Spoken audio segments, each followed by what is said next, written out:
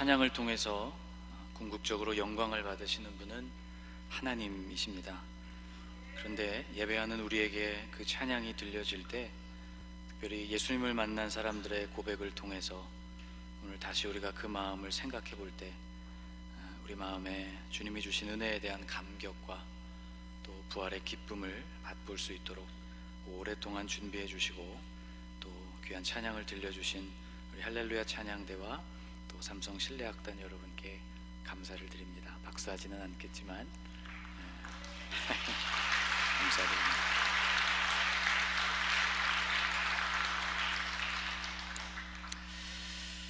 오늘 읽어주신 본문은 오늘 새벽에 묵상했던 요한복음 20장 1절에서부터 10절까지의 말씀과 동일한 사건을 기록하고 있는 평행 본문입니다. 예수님께서 십자가를 지실 때 제자들은 거의 다 흩어졌습니다. 예수님의 장례는 참으로 엉뚱하게도 12명의 제자에 의해서가 아니고 아리마대 사람 요셉과 니고데모와 같은 사람들에 의해서 이루어졌습니다. 예수님을 따르던 드러난 제자들은 십자가를 기점으로 다 사라져버렸고, 예수님을 따르지 않던 숨어있던 제자들은 오히려 십자가를 기점으로 드러나게 되었습니다. 주님이 십자가에 달리신 금요일 저녁부터 안식일이 시작되려고 했기 때문에 주님의 몸은 급히 십자가에서 내려져서 최소한의 처리만을 거치고 아리마대 요셉의 새 무덤에 모셔졌습니다. 시신이 들어있는 무덤은 부정하게 취급이 되었고, 이런 곳은 안식일에는 방문할 수가 없었습니다. 그래서 안식일이 끝나자마자 사람들은 이 무덤을 찾았는데, 놀랍게도 그 무덤을 처음 찾은 사람들은 여인들이었습니다. 안식 후 첫날 새벽에 이 여자들이 그 준비한 향품을 가지고 무덤에 가서, 이스라엘의 장례 전통에 따르면 시신의 향품을 바르는 것은 여성들의 역할이었습니다. 그러나 아무리 그렇다고 해도 이 여인들의 방문은 특별했습니다. 우선 예수님의 무덤은 굴려내기 힘든 돌로 닫혀 있었습니다. 여인들의 힘으로 밀어내기가 쉽지 않았죠. 마가복음에 이 여인들의 대화가 기록되어 있습니다. 서로 말하되 누가 우리를 위하여 무덤 문에서 돌을 굴려주리요. 그 일을 도와줄 다른 사람들이 없었던 것으로 보입니다. 시신의 향품을 바르지는 않더라도 그 일이 가능하도록 돌을 옮기는 것을 도와줄 사람들이 한 사람도 동행하지 않았다는 것이죠. 그래도 이 여인들은 무덤을 찾는 일을 포기하지 않았습니다. 또 그 무덤은 다른 무덤도 아니고 예수님의 무덤이었습니다. 예수님의 무덤을 찾는다는 것은 매우 위험한 일이었죠. 예수님께서 십자가형을 받은 지 겨우 3일째였습니다. 예수님과 연관이 있는 모든 사람들의 신변에도 여전한 위협이 가해지고 있었던 때였죠. 이런 때에 함부로 예수님의 무덤을 기웃거리다가는 좋지 않은 결과를 맞을 수도 있었습니다. 게다가 이 무덤은 삼엄한 경비 아래에 있었습니다. 빌라도는 무덤을 지켜달라는 유대인들의 요청을 거절하면서 그들에게 이렇게 이야기했습니다. 빌라도가 이르되 너희에게 경비병이 있으니 가서 힘대로 굳게 지키라. 유대인들에게 떠밀리다시피 십자가형을 내렸던 빌라도는 내내 그 마음이 편치 않았습니다. 거기다가 무덤을 3일 동안이나 지킬 수 있는 군사를 내어달라는 말에 빌라도는 불편한 기색을 드러낸 것이죠. 나에게서 무엇을 더 기대하느냐? 너희에게도 경비병이 있으니 알아서 지켜라 라는 말이었습니다. 대제사장들에게도 경비병이 있었습니다. 그들의 임무는 성전을 지키는 일이었죠. 그러나 이들은 겟세마네에서 예수님을 잡을 때에도, 그리고 무덤을 지킬 때에도 동원되었습니다. 그들은 최선을 다해서 무덤을 지켰죠. 66절이 이렇게 이어집니다. 그들이 경비병과 함께 가서 돌을 인봉하고 무덤을 굳게 지키니라. 무덤 안에 예수님의 시신이 모셔지는 것을 그들의 눈으로 확인하고, 무거운 돌이 무덤 앞을 인봉한 것을 확인하고, 그리고 그 후에는 경비병들을 통해서 3일 동안 누구도 그 시신에 손을 대지 못하도록, 그래서 헛된 소문이 퍼져나가지 못하도록 무덤을 굳게 지켰던 것입니다. 여인들이 향품을 들고 가고는 있었지만 아마도 무덤 앞에서 그냥 돌이켜야 될 가능성이 많았습니다. 시신을 도둑질해 가는 일을 막으려는 이 경비병들은 아마도 여인들이 돌문 앞까지 오는 일도 허락하지를 않으려고 했을 것입니다. 이 모든 어려움이 하나도 없었다고 해도 무덤을 찾은 시각은 새벽이었습니다.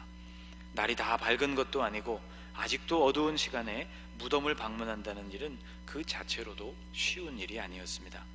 그런데 이 여인들은 이 모든 어려움을 무릅쓰고 무덤을 향했습니다. 이 여인들이 예수님을 얼마나 사랑하고 존경했는지를 알 수 있습니다. 그런데 이렇게 각오를 하고 무덤을 찾아갔지만 그들이 예상하는 어려움은 하나도 경험할 수가 없었습니다. 신기하게도 돌은 무덤에서 이미 굴려져서 옮겨 있었고 무덤을 굳게 지키던 자들도 무력해져 있었습니다.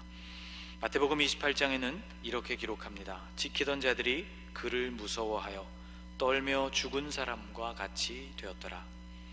천사의 모습을 본 그들은 마치 죽은 사람과 같이 두려움에 떨고 있었습니다. 이 모든 모습을 지켜보는 여인들은 할렐루야를 외쳐야 마땅한 상황이었죠. 그런데 본문을 보면 여인들은 그렇지를 못했습니다. 오히려 이 여인들에게는 새로운 어려움, 전혀 예상치 못했던 어려움이 밀려왔습니다.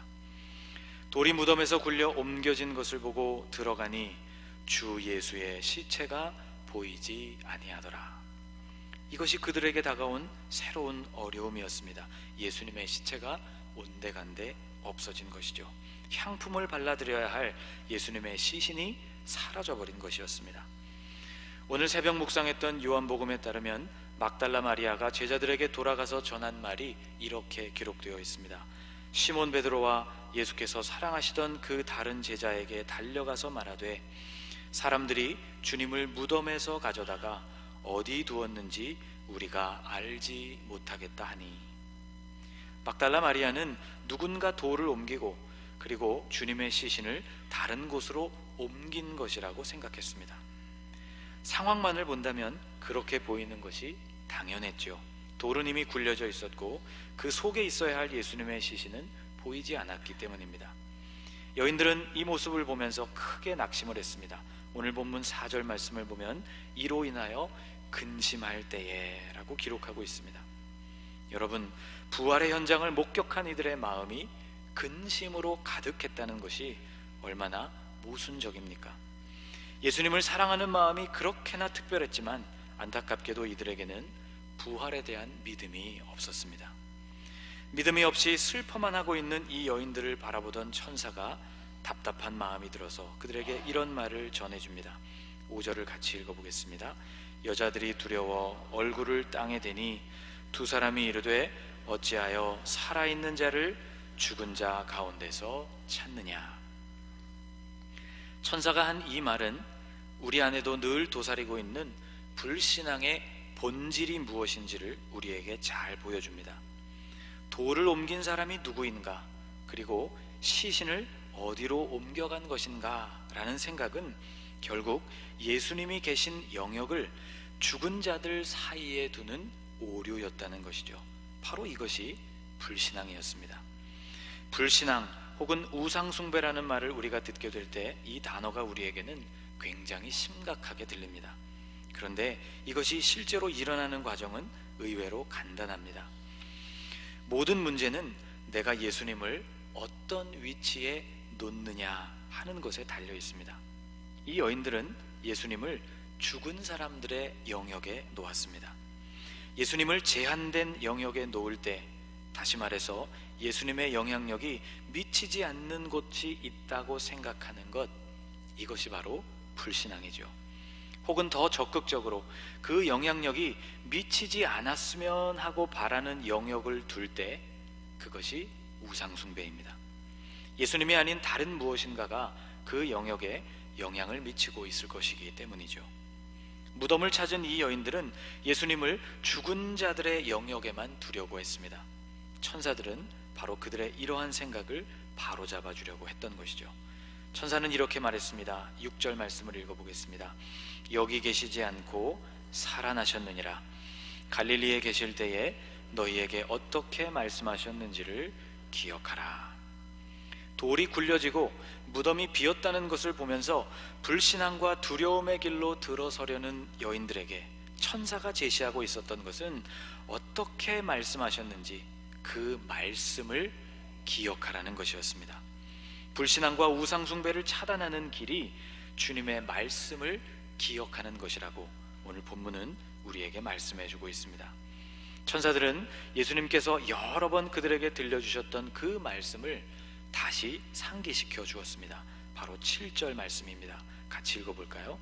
이르시기를 인자가 죄인의 손에 넘겨져 십자가에 못 박히고 제3일에 다시 살아나야 하리라 하셨느니라 한데, 무죄하신 예수님께서 죄인들의 손에 넘겨져서 정죄를 받으시고 십자가에 못 박혀 죽으신 후 3일에 다시 살아나신다는 말씀이었습니다.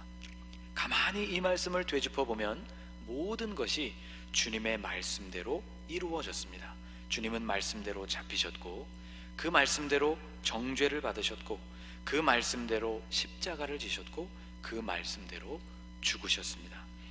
여기까지가 성취되었다는 것을 믿는다면 3일에 그 말씀대로 다시 살아난다는 이것도 믿을 수가 있었지요.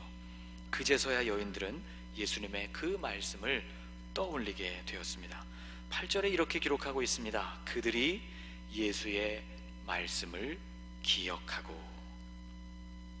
사랑하는 여러분, 불신앙과 우상숭배, 그리고 우리 안에 있는 두려움의 문제를 극복하는 것은 주님의 약속의 말씀을 기억하는 일입니다. 오늘 새벽에 알미, 믿음에 이르게 해주는 차원보다 우리에게 더 중요한 것이 믿음이 알게 해주는 차원이라고 설교를 했죠. 보이는 현상에 갇혀서 진실을 볼 수 없을 때 믿음은 보이는 현상 그 너머에 있는 진실을 보게 해준다고 말씀을 드렸습니다.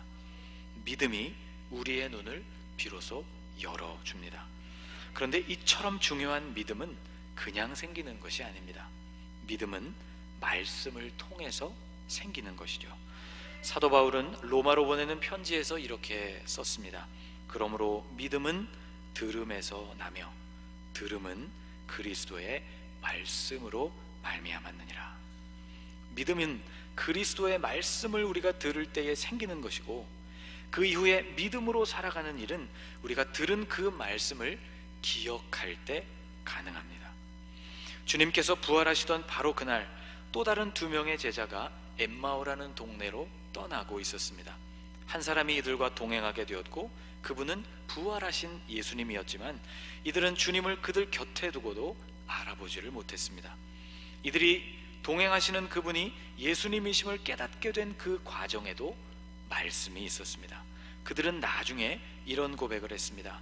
그들이 서로 말하되 길에서 우리에게 말씀하시고 우리에게 성경을 풀어주실 때에 우리 속에서 마음이 뜨겁지 아니하더냐. 예수님께서 길을 가시면서 이 2 제자와 하셨던 일은 바로 말씀을 나누시는 일이었습니다. 예수님은 그 길에서 구약으로부터 시작하여서 예수님과 예수님의 사역에 대해서 예언된 내용들, 곧 그리스도께서 고난을 받으시고 부활하셔서 영광에 들어가게 되실 말씀을 설명해 주신 것이죠. 사랑하는 여러분, 오늘 우리는 어떤 말씀을 기억하면서 살아가고 있습니까? 풍랑이 이는 호수 위로 예수님이 걸어오셨을 때 베드로는 자신도 물 위를 걷게 해달라고 요청했습니다. 베드로가 대답하여 이르되 주여 만일 주님이시거든 나를 명하사 물 위로 오라 하소서. 뜬금없고 맹랑한 요구였지만 예수님은 이를 허락해 주셨습니다. 오라 하시니 베드로가 배에서 내려 물 위로 걸어서 예수께로 가되, 베드로는 배에서 내려왔고 물 위를 걷기 시작했습니다. 그런데 주님께로 가는 과정에서 문제가 생겼습니다. 그의 눈에 여전히 거세게 불어오는 바람과 그 바람으로 인해서 일어나는 물결이 보인 것이죠. 30절은 이렇게 이어집니다. 바람을 보고 무서워 빠져가는지라 소리질러 이르되 주여 나를 구원하소서. 보는 것에 지배당하기 시작할 때 우리의 믿음은 잠식당합니다. 돌이 굴려진 빈 무덤과 그 안에 예수님의 시신이 없다는 것이 여인들과 제자들의 눈에 보였을 때 그들은 절망하고 말았습니다. 보이는 증거를 온전히 해석해낼 수 있는 믿음이라는 도구가 그들에게 없었기 때문입니다. 물에 빠져가는 베드로를 건져주시면서 주님은 이렇게 말씀하셨습니다. 예수께서 즉시 손을 내밀어 그를 붙잡으시며 이르시되 믿음이 작은 자여 왜 의심하였느냐. 물에 빠진 이유는 믿음의 상실이었고, 그 믿음의 상실은 예수님께서 그에게 들려주셨던 말씀, 오라고 말씀하신 그 말씀에 대한 기억이 흐려졌을 때에 일어났다는 것입니다. 사랑하는 여러분, 오늘 우리는 어떤 말씀을 기억하면서 살아가고 있습니까? 불신앙과 우상숭배와 두려움이 우리를 잠식시켜버리기 전에 우리는 말씀을 기억해야 합니다. 여러분, 새해 첫날을 시작하면서 송구영신 예배를 드리면서 여러분 받으신 그 말씀을 기억하십니까? 새해를 시작하면서 7일 동안 묵상했던 그 말씀을 여러분 기억하시나요? 너무 아득하십니까? 그러면 지난 고난주간에 묵상한 말씀은 어떻습니까? 그리스도인의 능력은 다른 것이 아니라 말씀을 기억하는 데 있습니다. 주님의 말씀을 힘써 기억하심으로 날마다 승리하게 되시기를 주님의 이름으로 축복합니다. 기도하겠습니다. 예수님, 주님의 부활의 현장을 자신들의 눈으로 보았지만 그 의미를 파악할 수 없었던 사람들에게는 믿음이 없었다는 것을 묵상했습니다.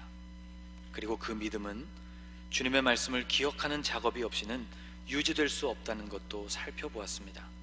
주님, 우리에게 허락하신 주님의 말씀, 풀은 마르고 꽃은 시들어도 영원히 서 있는 그 말씀을 온전히 기억하는 성도들이 되게 하옵소서. 세상의 유혹과 마귀의 시험 앞에서도 말씀으로 그것을 대적하셨던 예수님처럼 우리도 말씀을 기억함으로 말미암아 주어진 믿음의 선한 싸움에서 날마다 승리하게 하옵소서. 예수님의 이름으로 기도하옵나이다. 아멘.